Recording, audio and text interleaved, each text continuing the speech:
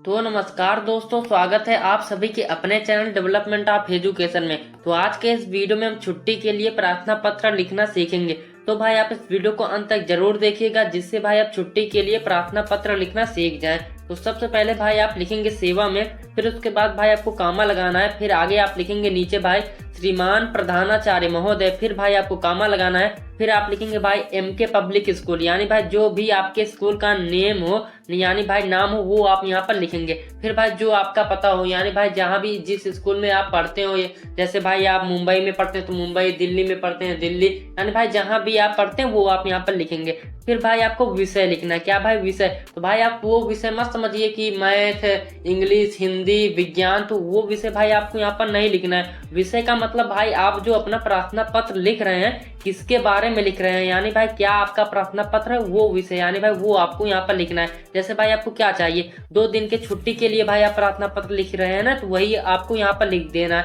यदि भाई आप 2 दिन की छुट्टी ले रहे हैं तो 2 दिन लिखेंगे, यदि 3 दिन, 1 दिन, जो भी आप जितने दिन की छुट्टी ले रहे हैं वो आपको यहाँ पर लिखना है। फिर भाई आप लिखेंगे महोदय, फिर भाई आपको कामा लगाना है, फिर लिखेंगे सविनय निवेदन है कि मैं आपके विद्यालय के कक्षा 10वीं का छात्र हूँ। यदि भाई आप 10 क्लास में पढ़ते हैं, यानी भाई आप 10वीं क्लास में पढ़ते हैं तो आप 10वीं लिखेंगे। यदि भाई आप 11वीं क्लास में पढ़ते हैं तो 11वीं क्लास लिखेंगे, यानी भाई आप जितने भी क्लास में पढ़ते हैं वो आपको यहाँ पर लिख देना है। फिर भाई आप लिखेंगे मुझे कल रात तेज बुखार हो जाने के कारण मैं विद्यालय आने में असमर्थ हूँ। जो भी आपका प्रॉब्लम हो, यानी भाई आप यदि आपका सिर दर्द कर रहा है तो आप सिर दर्द लिख देंगे। जो भी आपको लिखना वो आप यहाँ पर लिख सकते हैं। फिर भाई उसके आगे क्या लिखना है मैं बताता हूँ अगले पेज में।